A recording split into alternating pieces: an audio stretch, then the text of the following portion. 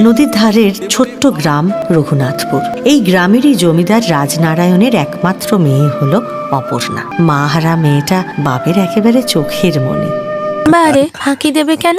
যে ফাঁকি দেয় সে তো নিজেই ফাঁকি পড়ে যায়, তাই না বাবা? হ্যাঁ মা, একদম ঠিক বলেছো। আচ্ছা, আমার দোষটা কি সেটা তো বলবে না? আমার সঙ্গে ঝগড়াই করলে একটু। ঝগড়া করতে আমার ভালো লাগে না। তোমার জন্য একটা জিনিস এনেছি আমি, দয়া করে এটা একটু নেবে। ও মা, নেবো না কেন? দাও। এই যে দিলখুশ সুগন্ধি। এইসব কি আমার জন্যই এনেছো? হ্যাঁ, তুমি এগুলো ব্যবহার করবে তো? এইসব জিনিস নষ্ট হবে না। আমি না ব্যবহার করলে কি হয়েছে? এ বাড়িতে তো আরো অনেকে আছে, তারা ব্যবহার করতে জানে। অপর্ণা। অমরনাথের মৃত্যুর খবর পৌঁছানো মাত্রই অপর্ণা যেন পাথর হয়ে গেল।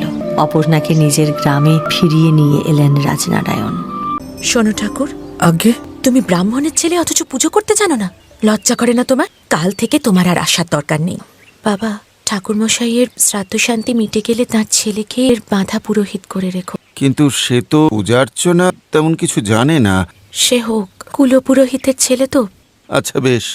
এটা তোমার জন্য এনেছি। বামুন ঠাকুর, তোমার মনে এত সাহস? তোমার স্পর্ধা তো কম নয়। আজ থেকে তুমি আর আমার সামনে আসবে না, বুঝেছ?